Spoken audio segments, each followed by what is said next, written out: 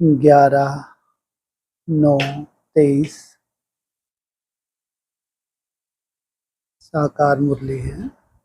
गीत चला है, जो पिया के साथ है उसके लिए क्या है? बरसात है। कौन सी बरसात? वो पिया जब आता है तो कौन सी बरसात करते हैं? ज्ञान की। क्यों ज्ञान की बरसात किस लिए? तुम्हारी बुद्धि रूपी धरनी कैसी हो गई? रावण के आने से तुम्हारी बुद्धि रूपी धरनी जैसे कि बंजर हो गई, दुखदाई हो गई। दुखदाई भूमि कैसी होती है? बंजर भूमि कैसी होती है? फिर उसको उपजाऊ बनाने के लिए किनके लिए आते हैं? किनके लिए? दुनिया के लिए। किनके लिए आए? हैं जी? बच्चों के लिए। अच्छा, जो पिया के साथ है, बच्चों को पहचान ही ना हो वो बिंदी है। अभी चौथी अवस्था में चले गए, दुर्गति को पा रहे हैं, तो इनके लिए ज्ञान बरसात है। बड़े बड़े भाषण कर रहे हैं, प्रदर्शनियां लगा रहे हैं, तो खुद को राहत नहीं है, इनको दूसरों को ज्ञान सुना रहे हैं, तो इनके लिए ज्ञान बरसात है कहेंगे। जो पिया के साथ है तो पिया की पहचान भी तो हो।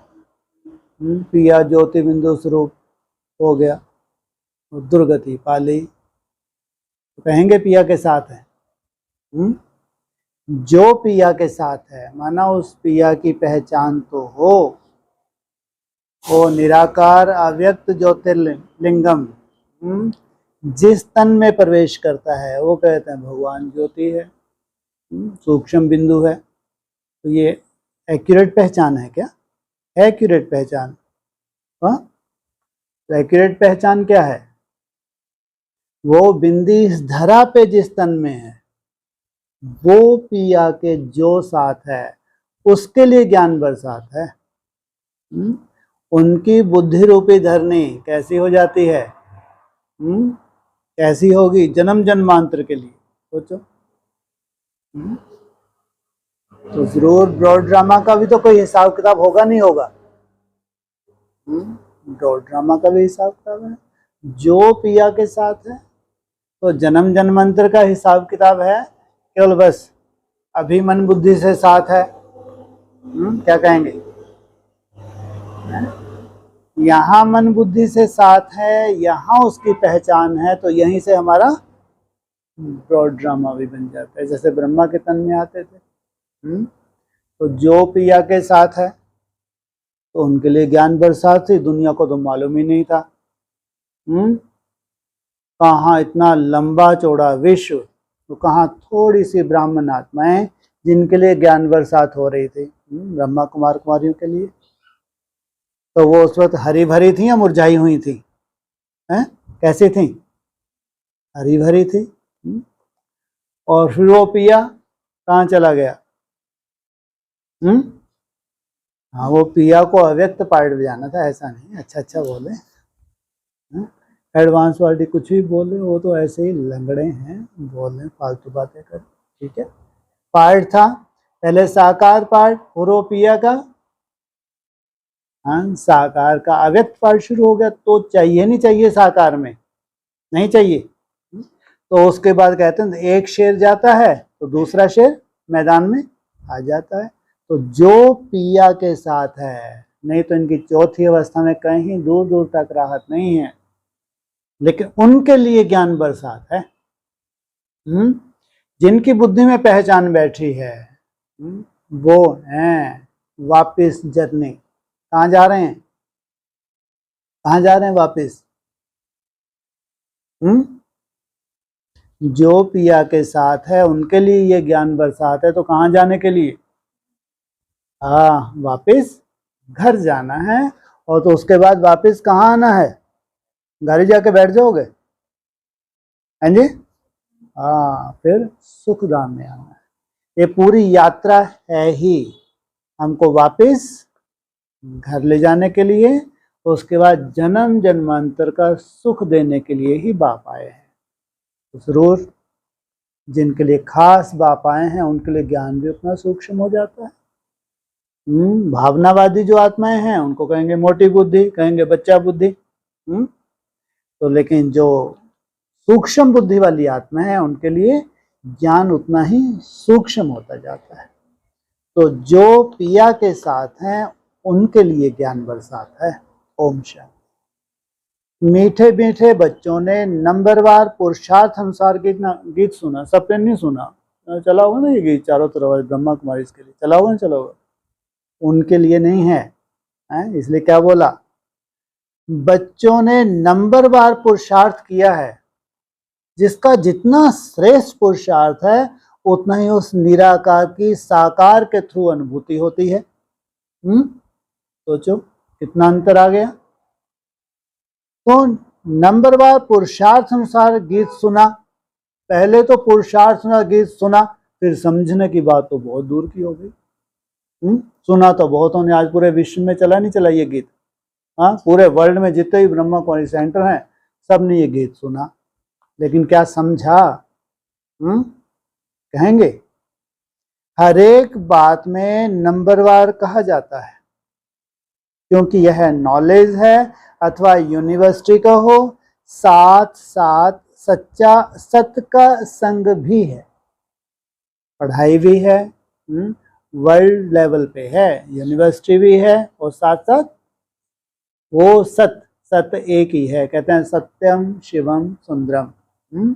उसका साथ प्रैक्टिकल में है। सत्य कहा जाता है एक को। राम भी सत्य, कृष्ण भी सत्य, देवियां भी सत्य, सब देवियां भी, गंगा यमुना सब सत्य। सत्य कितनों को कहा जाता है? सत्य एक को कहा जाता है। वह एक ही बार आते हैं। कितनी बार आते हैं? एक ही बार। कब आते हैं? संगम युग पे। कितनी बार आते हैं? एक ही बार आते हैं। और कब आते हैं? संगम। किस लिए आते हैं? किस लिए आते हैं? रिमझिम करने के लिए आते हैं। किस लिए आते हैं? अरे आए किस लिए आए? बात क्या चल रही है?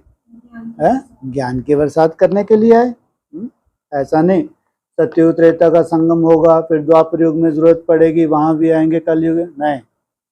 क्योंकि तुमको ऐसी जरूरत ही नहीं पड़ती। सत्ययुग त्रेता तो तुम देखते भी नहीं हो। कैसे स्वार्थी हो। 2 युग जाके आराम करता हूँ। द्वापर युग में कोई बहुत एकदम तुम्हारा भीड़ नहीं पड़ जाती, तुम्हारी भक्ति सतो प्रधान होती है, बहुत सुंदर रहता है। कलयुग के अंत तक भी तुम थमे रहते हो। हाँ, अंत में जाके तब जाके तुमको जरूरत पड़ती है, तुम हाथ खड़े कर देते हो। बाप को भी आना पड़ता है एक ही बार। अब इस समय तुम सच सच कहते हो कि हम सत्य के संग में हैं। कहते हैं सत्यम शिवम सुंदरम। वो सत्य है, वो शिव है। शिव माना सदा ही कल्याणकारी, और उससे जास्ती कोई सुंदर है ही नहीं। प्रैक्टिकल होगा नहीं होगा। जब वो डमरू बजाता है तो अड़भंगा पार्ट है या सुंदर पार्ट है? अड़भंगा। तो सोचो तो सूर्यवंशी बच्चों को क्यों नहीं वो अड़भंगा पार्ट दिखता?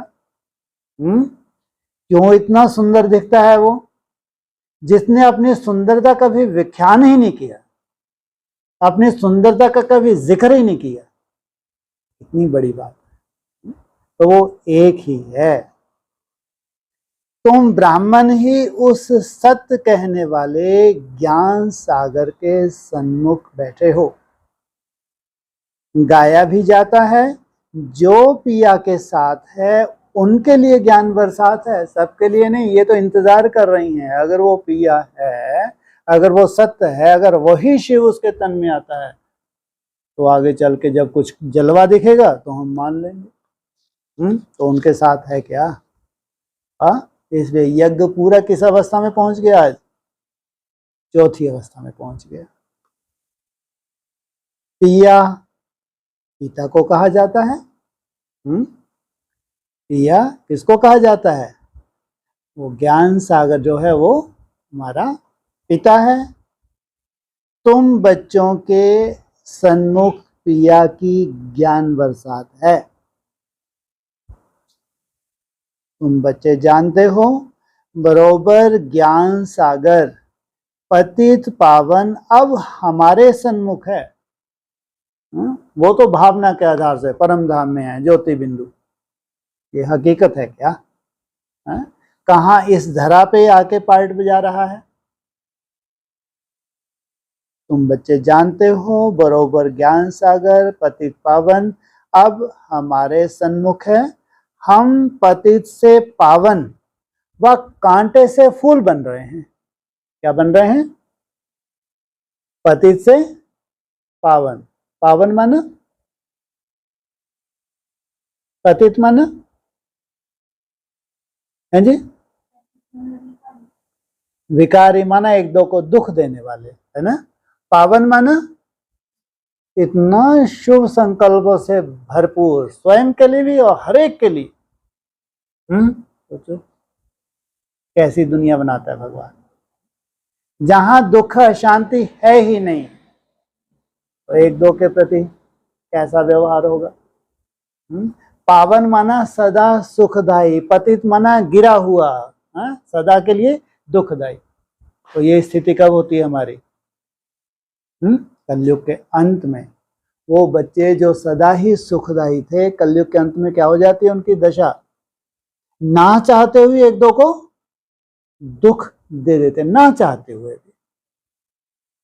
तो कांटे से फूल बन रहे हो। एक दो को कांटा लगाना माना दुख देना, फूल माना सुखदायी। फूल बन जाएंगे फिर यह शरीर नहीं रहेगा। तैयारी कर रहे हैं क्या? इतनी मेहनत कर रहे हैं, फूल बने तो तुम्हारा शरीर। तो कितनी खुश होती हैं ये बीमारी की पुतलियां। जल्दी से हम तो वतन में पहुंच जाए, ऐसे छुटकारा मिल जाएगा इनको। बात जा रही है वतन में, ऐसे वतन में पहुंचता है कोई? वतन के लिए कितना पुरुषार्थ चाहिए? कोई मासी का घर है क्या? फिर जाके जाएंगे कहाँ? गर्भ जेल में जाएंगे। फिर जाके जैसा उन्होंने माथा मारा है, जैसा पुरुषार्थ किया वैसा ही जन्म होगा। सबका एक सा जन्म नहीं होता। तो वो शरीर छोड़ना कोई श्रेष्ठ गति है क्या? श्रेष्ठ गति है? ये कमजोरी के लक्षण है। हाँ, देह भान छोड़ना।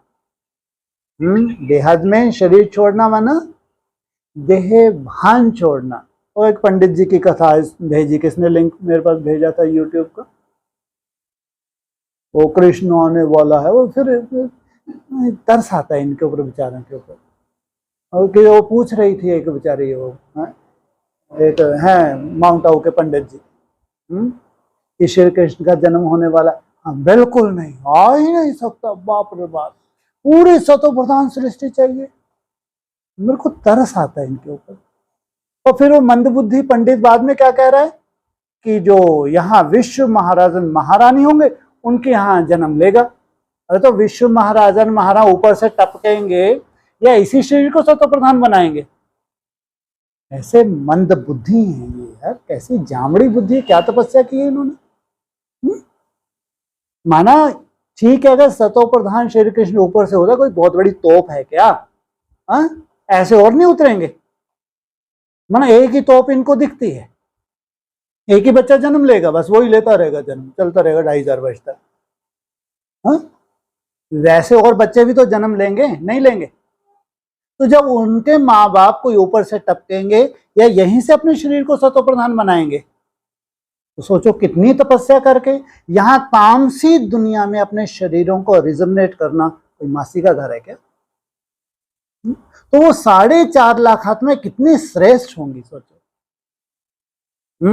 जो अपने इन्हीं शरीरों को रिजनेट करती हैं, इन्हीं शरीरों को 5 तत्वों में परिवर्तन करती हैं। कितना योग बल होगा। ये हिरे हुए हैं चमत्कार देखने के लिए। पता नहीं क्या प्रकृति सतो प्रधान होगी, कैसे ऊपर से स्टार उतर आएगा, अचानक ही बस विष्णु महाराजन वहां बैठ जाएंगे ऊपर से टपक के। कितनी बुद्धुओं वाली बातें हैं ये, जबकि कुछ भी अजूबा गुरुबा नहीं हो, हर चीज प्रैक्टिकल होगी। जो भी आगे चल के जिनके हाथ में भी सत्ता आएगी तो सोचो उनका कितना सुंदर और चमत्कारी जीवन होगा। कि सब सरेंडर कर दें। तो सबसे बड़ा तो चमत्कार यही है कि अपने शरीर को रिजुविनेट करना, अपने ये तामसी 5 तत्वों को सतो प्रधान बनाना। तो ये शरीर, वो तो शरीर छोड़ने में खुशी होती है, हमको शरीर छोड़ना है या देह भान छोड़ना है? हमको देह भान छोड़ते हैं, हम जीते जी शरीर को छोड़ेंगे। ऐसा नहीं स्थूल में शरीर छोड़ना है, लेकिन जीते जी इस शरीर से मुक्त, माना मन बुद्धि से मुक्त हो जाए, इस देह भान से मुक्त हो जाए। तो बाबा ने कहा हम पति से पावन व कांटे से फूल बन रहे हैं, फूल बन जाएंगे तो यह शरीर नहीं रहेगा। कली भी आहिस्ते आहिस्ते खिलती जाती है। पहले क्या लाइन क्या बोली? फिर कली भी आहिस्ते आहिस्ते, माना कोई जादू नहीं होगा, धीरे धीरे धीरे धीरे तुम्हारी सतो प्रधान अवस्था बनती है, फट से खिल नहीं जाती। फूक मारी और कली खिल गई। कली से क्या बन जाती है? कली से फूल बनती है। खिलते खिलते फिर कंप्लीट फूल बन जाती है। टाइम लगता है नहीं लगता? अभी कोई भी कंप्लीट फूल नहीं है, किसी को भी बाबा ने सर्टिफिकेट नहीं दिया है। सब क्या हैं? पुरुषार्थी हैं। वह तो कर्मातीत अवस्था हो जाती है। क्या?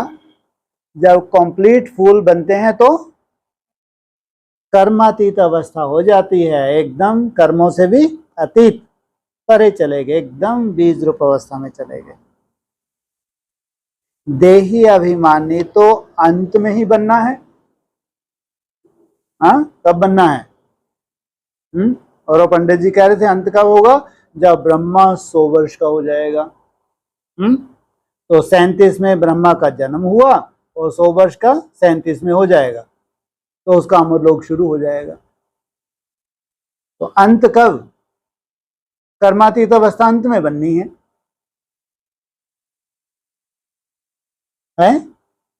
हाँ, 27 के आसपास। इसलिए जो 2017 में अव्यक्त वाणी माउंट आबू में चली है, तो उसमें स्पष्ट बोला कि 20 वर्ष तो हैं ही नहीं।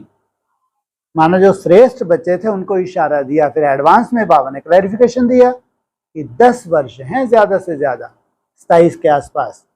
तुम बच्चों को तमो प्रधान से सतो प्रधान बनने के लिए, सतो प्रधान कहो या कर्मातीत कहो, अभी तुम सबका पुरुषार्थ चल रहा है। बाप है पारलौकिक पिता, यह दोनों संगम युग के अलौकिक माता पिता ठहरे। अलौकिक माँ कौन हो गई? ब्रह्मा माना बड़ी माँ, और जिसने प्रवेश किया है वो हो गया हमारा पिता। कोई कांटे भी हैं, कोई कली भी हैं। कली को खिलने में टाइम लगता है। क्या? कली को फूल बनने में क्या लगता है? टाइम लगता है। क्या पहचान है कली की? कली की क्या पहचान है?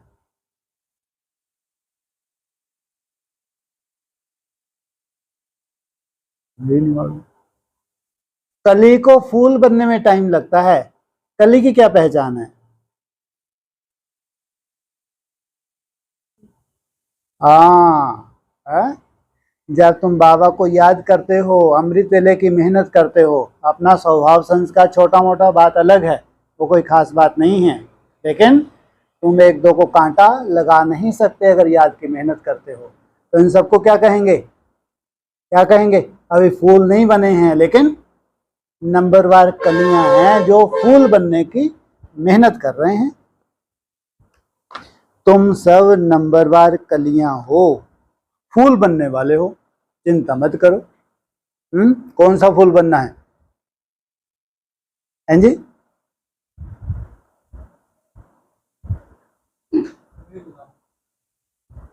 रोहे गुलाब हैं, ये तो है ही गुलाबों का संगठन, है ना? हाँ बिल्कुल ठीक है। तुम सब नंबरवार कलियां हो, फूल बनने वाले हो, कोई अच्छी रीति खिले हैं, कोई आधा। कोई अच्छी से खिले हैं, कोई आधा। जो आधा खिले हैं कल को अच्छी रीति खिल जाएंगे, नहीं खिल जाएंगे? एक दिन कंप्लीट भी जरूर खिलेंगे, चिंता मत करो। एक दिन ऐसा भी आएगा कि सब कंप्लीट खिलेंगे। बगीचा तो है ना, जानते हो हम कांटे से कली तो बने हैं, फिर फूल बन रहे हैं, पुरुषार्थ कर रहे हैं।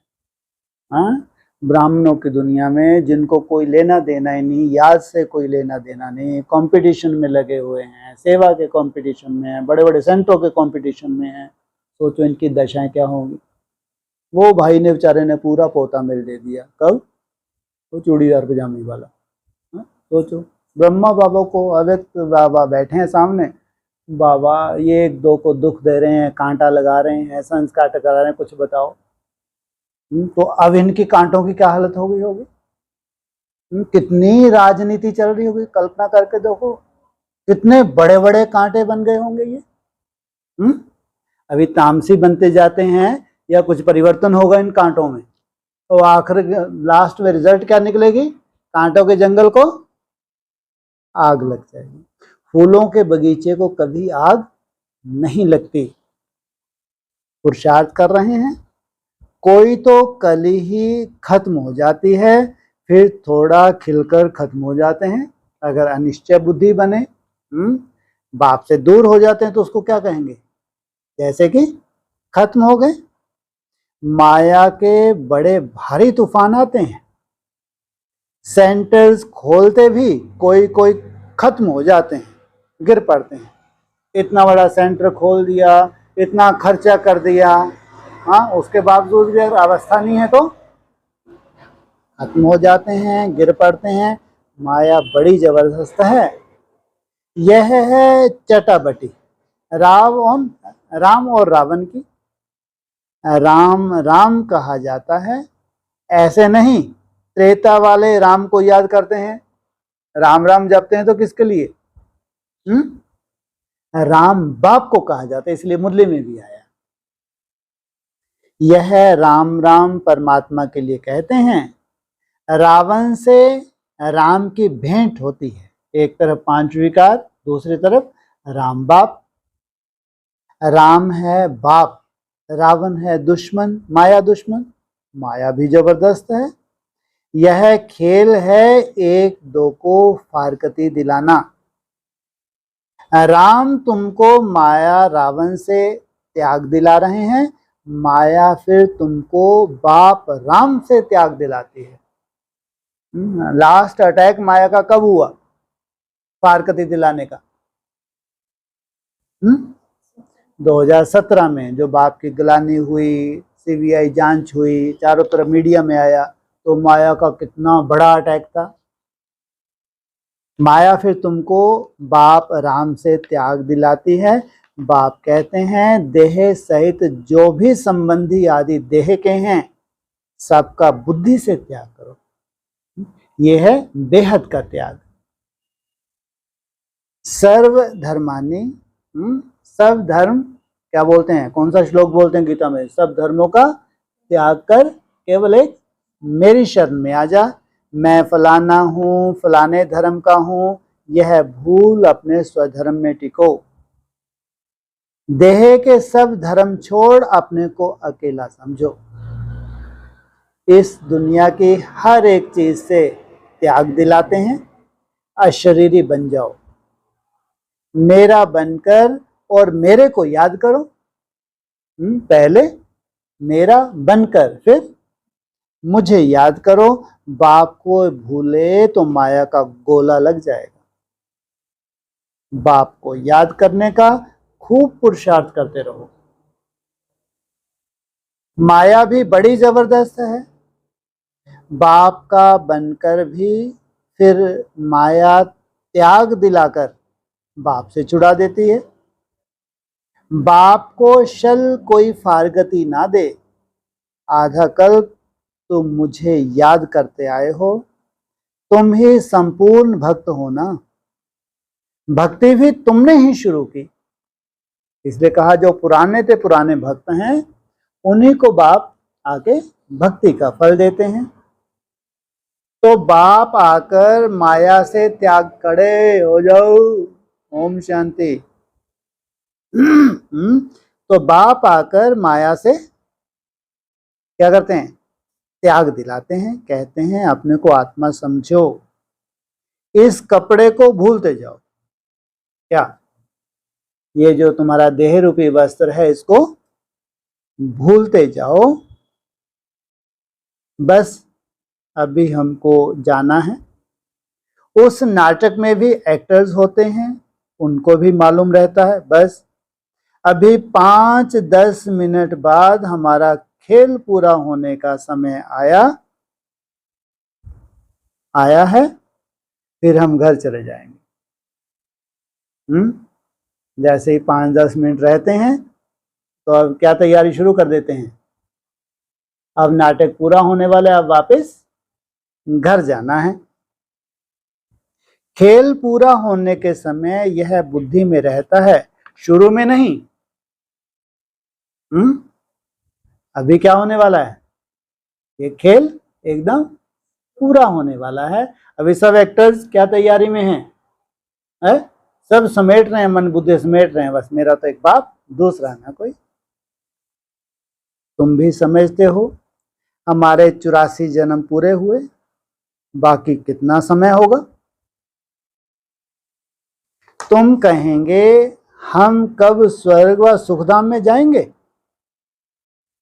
परंतु बाप कहते हैं इस लाइफ को तो वैल्यूबल, अमूल्य कहा जाता है। जो ब्राह्मण जीवन हमको मिला है ये बहुत मूल्यवान है। तुम बड़ी भारी सर्विस करते हो श्रीमत पर, सिर्फ तुम पांडव ही श्रीमत पर चलते हो।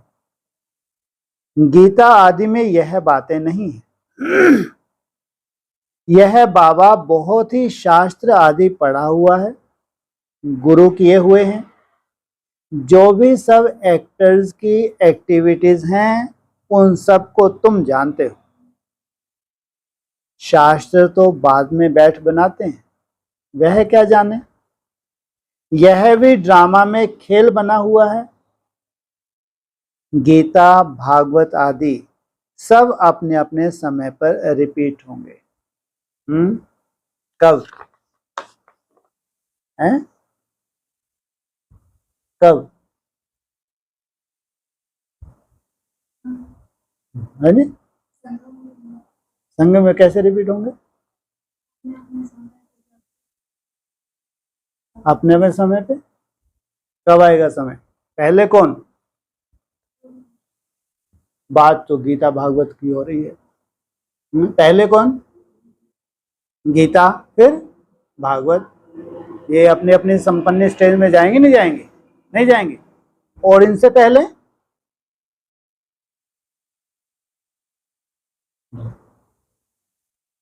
अरे गीता भागवत तो बाद में है, पहले है महाभारत। इनसे मिलो, लो सीधा कृष्ण टपक गया। गीता का अभी जन्म ही नहीं हुआ, कृष्ण जी पहले ही आके बैठ गए हैं। हाँ, पहले शिव जयंती, फिर गीता जयंती, आ गई दीपावली, साथ साथ भागवत भी, भागदौड़ भी शुरू होगी। चलो भगो भगो भगो। है तो अपने अपने समय पर रिपीट होंगे। गीता है माई बाप। क्या है गीता? ये चारों जो वेद हैं ये क्या हैं? ये उसके बच्चे हैं, इसलिए कहा माई बाप। गीता को माता कहा जाता है, और कोई पुस्तक को माता नहीं कहेंगे। जितने भी ग्रंथ हैं, भगवानुवाच कहो या माता कहो, गीता को ही कहा जाता है। इनका नाम ही है गीता माता। लो, इनका क्या बोला? तो जरूर कोई चैतन्य आत्मा होगी ना जिसका नाम क्या है? गीता माता। अच्छा, उनको किसने रचा? पहले पहले पुरुष स्त्री को एडॉप्ट करते हैं ना। पुरुष शादी करते हैं तो मुख से कहते हैं यह मेरी स्त्री है, रचता हुए ना। फिर उनसे बच्चे पैदा होते हैं तो भी कहेंगे यह हमारे हैं, बच्चे भी कहेंगे यह हमारा बाप है। तुम भी बाबा की मुख वंशावली हो, कहते हो बाबा हम आपके हैं। इतना समय हम माया की मत पर चलते आए, अभी आपकी मत पर चलेंगे। माया कोई मुख से मत नहीं देती, एक्ट ऐसी करते हैं। यहां तो बाप सन्मुख से बैठ समझाते हैं। तुम सब भारतवासी हो, जानते हो भारत ही सिर्फ ताज था। अभी दोनों ताज नहीं है, ना होली ना अनहोली। गाया जाता है हर होलीनेस, हिज होलीनेस। स्त्री पुरुष दोनों को कहते हैं ना। सन्यासियों को हिज होलीनेस नहीं कहेंगे। कहाँ कहते हैं? कहाँ है ये रिवाज? हिज होलीनेस कहाँ कहते हैं?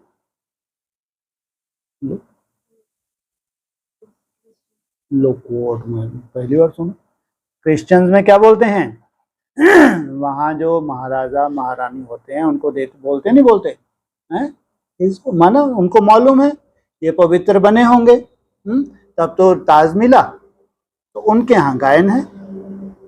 सन्यासियों को हिज होलीनेस कहते हैं। अरे ये क्या? स्त्री पुरुष दोनों को कहते हैं, परंतु प्रवृत्ति मार्ग के हैं नहीं। मानो सन्यासियों को भी आज ताज दे देते हैं, सोने का सिंहासन दे देते हैं, लेकिन क्या नहीं है? प्रवृत्ति मार्ग के है नहीं। प्रवृत्ति मार्ग में तो स्त्री पुरुष दोनों पवित्र रहते हैं। यहाँ सन्यासियों को हिज होलीनेस क्यों कहा? किस आधार से? पवित्रता के आधार से। सो तो सतयुग में दोनों पवित्र होते ही हैं। जिसको कंप्लीट पवित्र कहा जाता है, आत्मा और शरीर दोनों पवित्र रहते हैं। यहाँ पतित दुनिया में दोनों पवित्र तो हो ना सकें। तो अभी तुम बाप के सन्मुख सुन रहे हो, जिसको ज्ञान बरसात कहा जाता है। वह है विश्व की बरसात, यह है ज्ञान अमृत की बरसात। अज्ञान काल में क्या करते हैं? एक दो को दुख देते हैं, गाते हैं ना, अमृत छोड़ विष काहे को खाए। तुमको अब ज्ञान अमृत मिल रहा है। भक्ति मार्ग में तो ऐसे ही सिर्फ गाते रहते हैं। अभी तुमको प्रैक्टिकल में ज्ञान अमृत मिलता है। इससे ही अमृतसर नाम पड़ा है।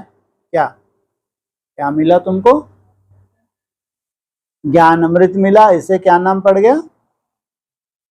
अमृत का सरोवर, अमृतसर। बाकी तालाब तो ऐसे बहुत हैं, मानसरोवर भी है ना। मानसरोवर मनुष्यों का सरोवर तो वह है नहीं, वो है जड़ मानसरोवर। तो यहाँ है चैतन्य ज्ञान मानसरोवर। यह है ज्ञान अमृत का सरोवर। इनको ज्ञान मानसरोवर भी कहा जाता है। अमृतसर को क्या बोला? अमृत का सरोवर। तो उसको क्या कहते हैं? दूसरा उसका नाम क्या है? Golden temple. सोचो, यादगार कहाँ का है? संगम युग का ही यादगार है ना। और उसका नाम है हरमंदिर साहिब। कोई गोल्डन टेम्पल भी कहते हैं, है अमृतसर में। ज्ञान सागर भी है, कोई नदियां हैं, कोई कैनाल्स हैं, कोई टुबके हैं। टुबके थर्ड क्लास, कैनाल्स बनाई जाती है, नेचुरल होती हैं, हैं? बनाई जाती हैं, नेचुरल थोड़ी होती हैं। और नदियां नेचुरल होती हैं, पूजनीय होते हैं। कैनाल की कभी पूजा नहीं होती है, देखिए कैनाल, उनकी कभी भी पूजा नहीं होती, वो नेचुरल नहीं है। उनको तो बड़े बड़े डैम बना के कैनाल्स निकाली गई हैं, वो कोई टुबके हैं। नंबर 1 है ना, बच्चे समझ गए हैं। कल्प पहले भी बाप ने समझाया था, अब फिर समझा रहे हैं। तुम निश्चय करते हो हम बाबा से राजयोग सीख रहे हैं, जिससे कल्प पहले भी हम स्वर्ग के मालिक बने थे। प्रजा भी कहेगी हम मालिक हैं, क्या? वहां कोई ऐसा भान ही नहीं है। यथा राजा रानी तथा प्रजा, सब बहुत सुखी रहते हैं। इसलिए प्रजा को भी क्या लगता है? लगता नहीं है ही, क्या है? हम मालिक हैं। भारतवासी कहते हैं ना, हमारा भारत सबसे ऊंचा था। अभी हमारा भारत सबसे नीच है। क्या? जो सबसे ऊंच था अभी क्या हो गया? सबसे नीच। और उसी भारत को फिर क्या बनाने के लिए? ऊंच बनाने के लिए बाप आया है। हमारा भारत बहुत श्रेष्ठाचारी था, अब हमारा भारत बहुत भ्रष्टाचारी हो गया है। क्या?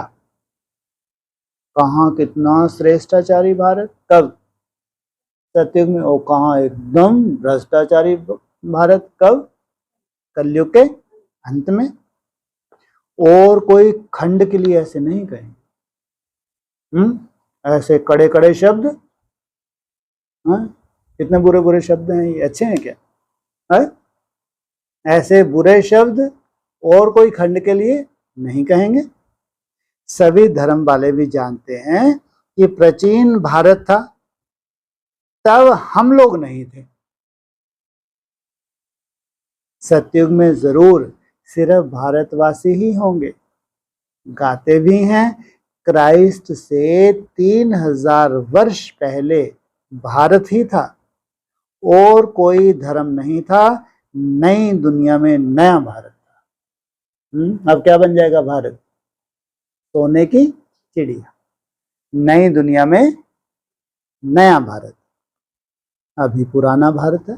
अभी संस्कार कैसे हैं? सोने की चिड़िया। भारत हेवन था, परंतु किसकी बुद्धि में पूरा बैठता ही नहीं है।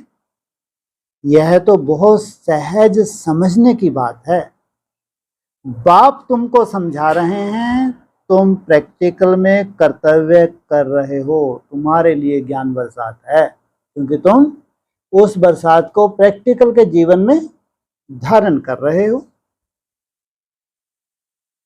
नंबरवार पुरुषार्थ अनुसार सच्चा सच्चा व्यास बनना है। कितनी गद्दी चली व्यास की? नंबरवार हुए नहीं हुए? सच्चा सच्चा व्यास बनना है, सच्ची गीता सुनानी है। सच्चा सच्चा व्यास, सच्ची सच्ची गीता। तो ये व्यास फिर वहां क्या करता है? यहां का व्यास फिर वहां क्या करेगा? शास्त्रों का निर्माण करता है, वेदों का निर्माण करता है, भागवत महाभारत का निर्माण करता है। तुमको कोई पुस्तक आदि तो हाथ में नहीं उठाना है। तुम तो रूप बसंत हो। क्या क्या हो?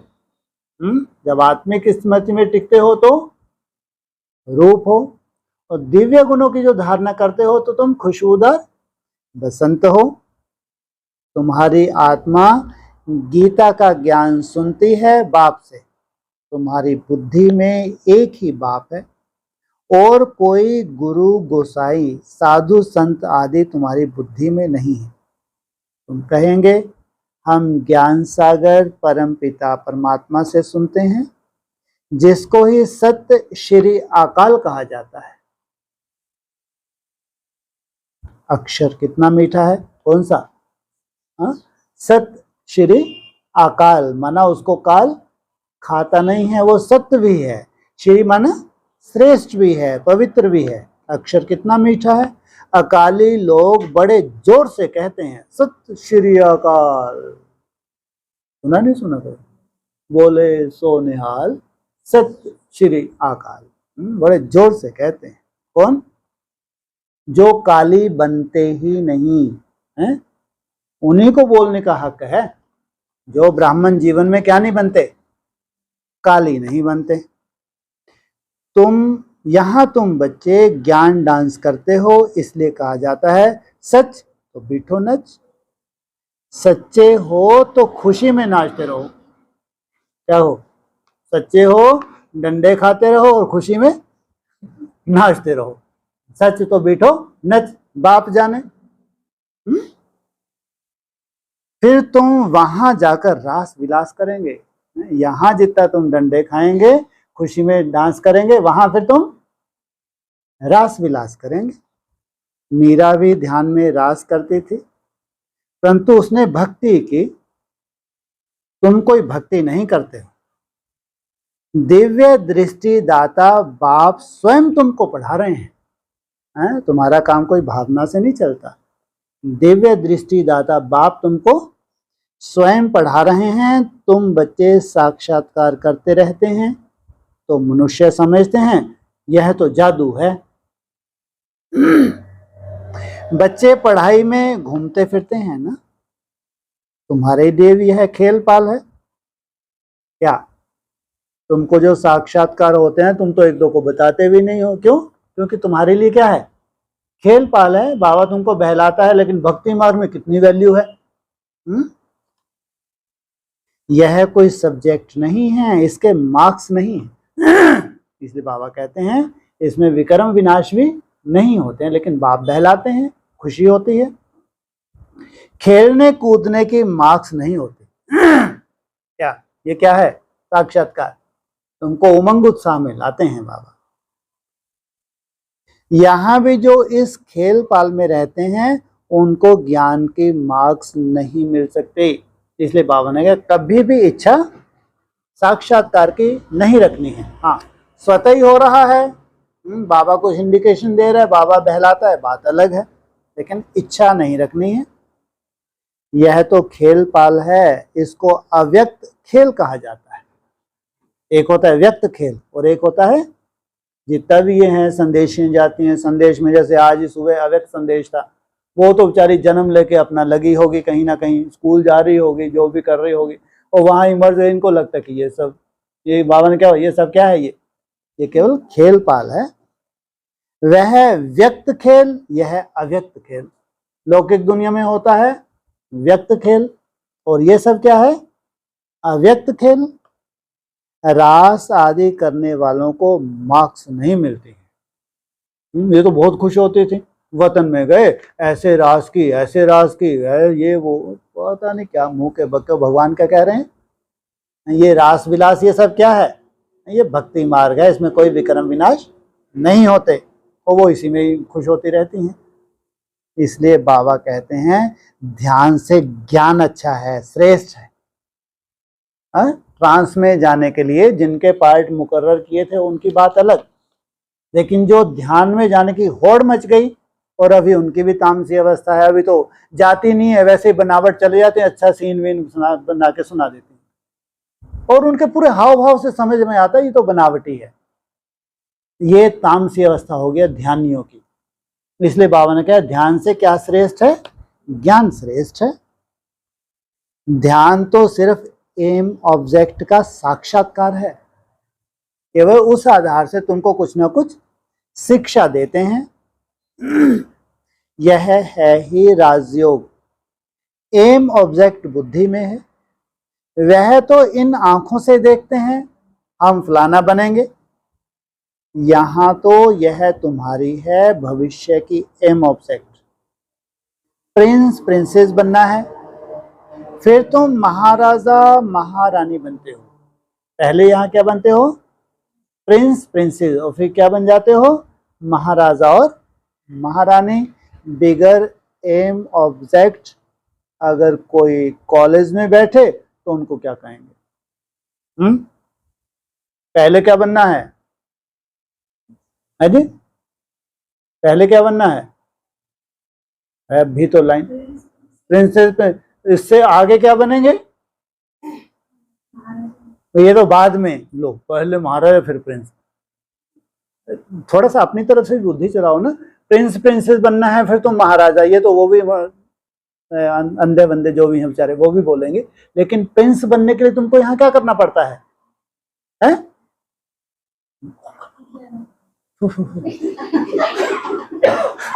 थोड़ा सा है, हाँ, full beggar to full prince. कोई मान मर्तबा नहीं, किसी से कुछ नहीं मनी चाहिए, कोई जरूरत नहीं। जितना फुल बैगर उतना ही बड़ा प्रिंस। बाप समान अगर तुमको प्रिंस बनना है तो उतना ही मान मर्तबे से दूर है। कोई तुम्हारी धुनाई पिटाई हो जाए, गलानी हो जाए, कोई दिक्कत, मेरा तो एक बाप दूसरा नहीं। इसलिए कहा full beggar to full prince. जो फुल प्रिंस फुल प्रिंसेस बनते हैं वो फिर महाराजा महारानी बनते हैं। बिगर एम ऑब्जेक्ट, अगर कोई कॉलेज में बैठे तो उनको क्या कहेंगे? भारत में तो और सत्संग हैं, उनमें कोई एम ऑब्जेक्ट नहीं है। ऐसी पढ़ाई कहीं देखी संसार में?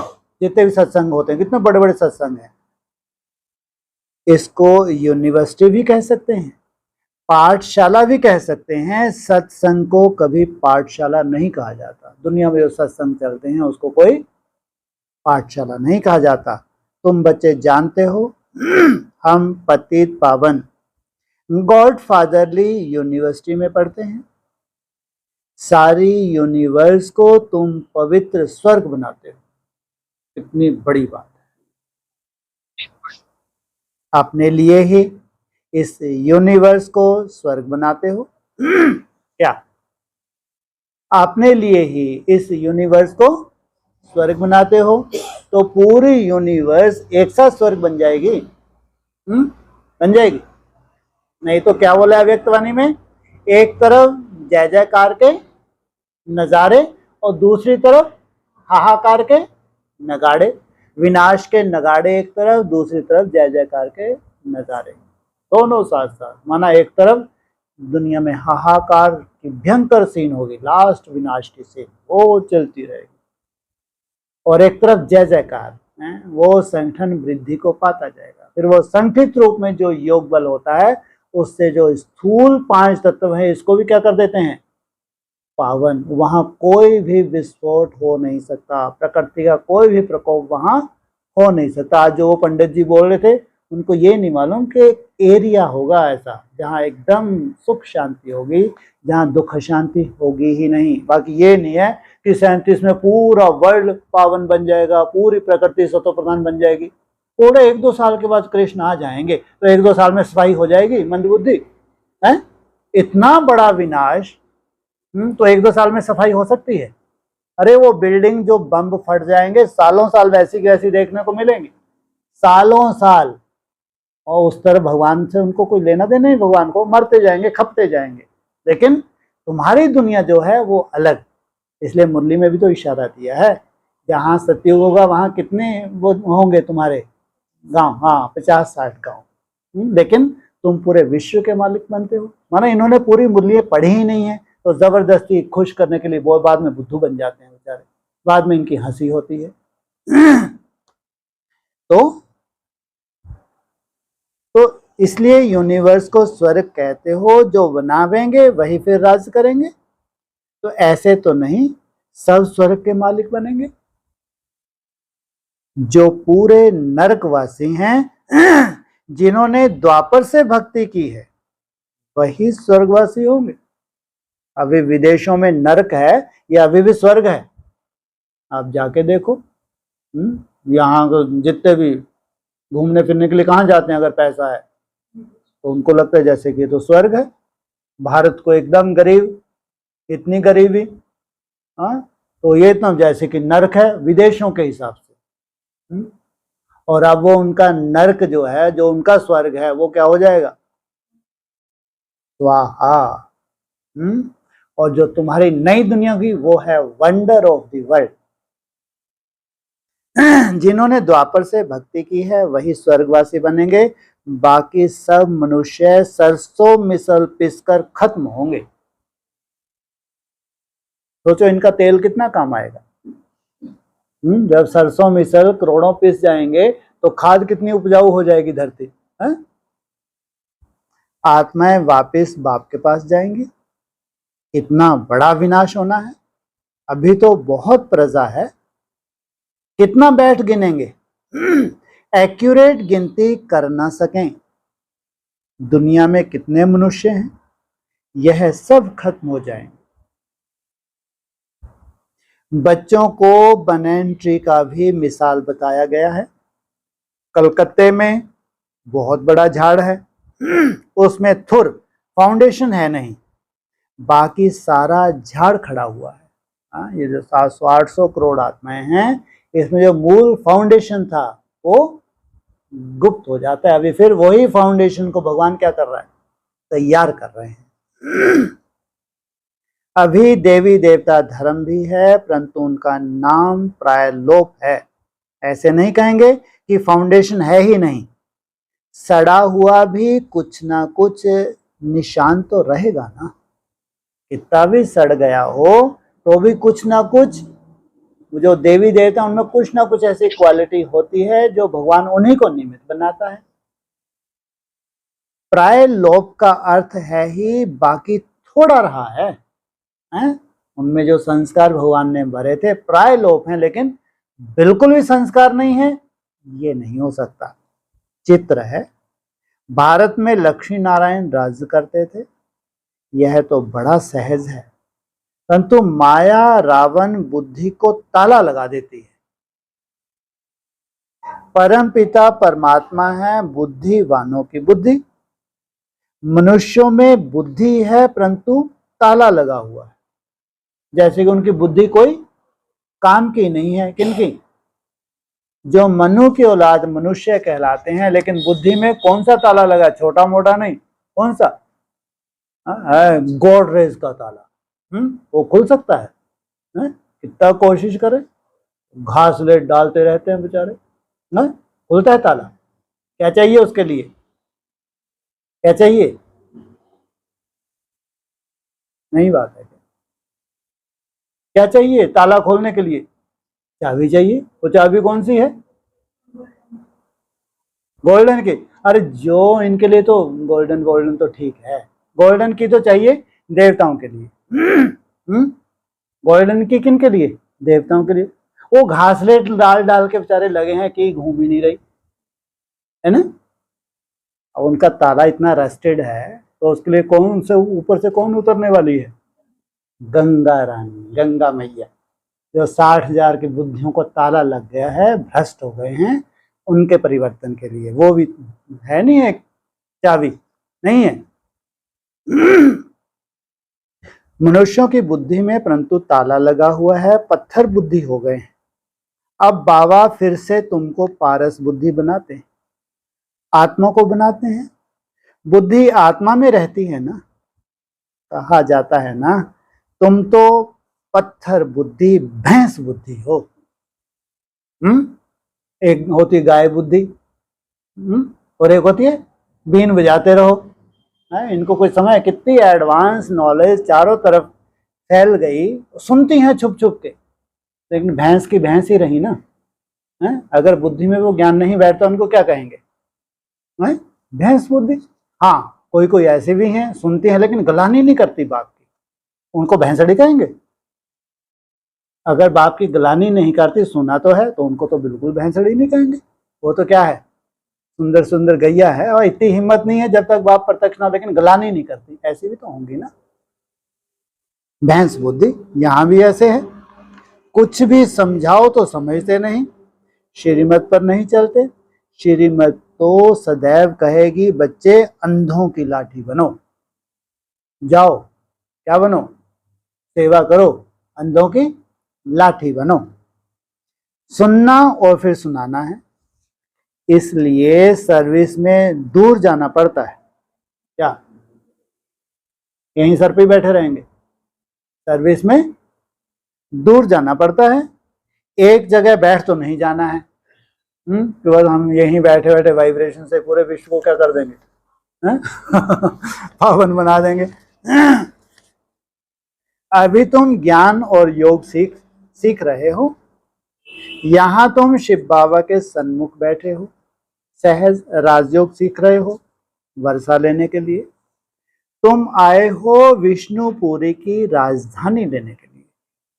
क्या चाहिए तुमको? विष्णुपुरी की राजधानी चाहिए। विष्णु की विजयमाला बनेगी। अभी तुम ड्रामा के राज को अच्छी रीति समझ गए हो। तुम जानते हो बरोबर डीटी सावरंटी थी, देवी देवताओं की राजधानी थी। सतयुग आदि में राजा रानी थे। अभी कलयुग अंत में तो राजा रानी कोई भी कहला नहीं सकते। 5 वर्ष के लिए बनते हैं, उनको राजा कहेंगे? वो तो है प्रजा के ऊपर प्रजा का राज, जिसमें मुरली में क्या बोला, ये है बेकायदे। परंतु गवर्नमेंट को मदद करते हैं, फिर महाराजा का टाइटल मिल जाता है। खरीद लेते हैं टाइटल। वह गवर्नमेंट भी टाइटल देती थी, राय साहब, राय बहादुर आदि। अभी तो तुमको बड़ा टाइटल मिल रहा है प्रैक्टिकल में। कितना बड़ा टाइटल मिल रहा है? विश्व महाराजन, और वो भी प्रैक्टिकल में, हवा में नहीं। तुम हर होलीनेस, हिज होलीनेस महाराजा महारानी बनेंगे। तुम पर डबल ताज है। पहले होता है होली राज, फिर अनहोली राज। तब से, जब से रावण आता है तब से क्या कहेंगे? अनहोली राज। अभी फिर अनहोली नो राज। प्रजा का प्रजा पर राज है। ड्रामा को समझना है। अच्छा, मीठे मीठे सकील हृदय बच्चों प्रति माता पिता बाप दादा का याद प्यार। Good morning. रूहानी बाप की रूहानी बच्चों को नमस्ते। ओम शांति।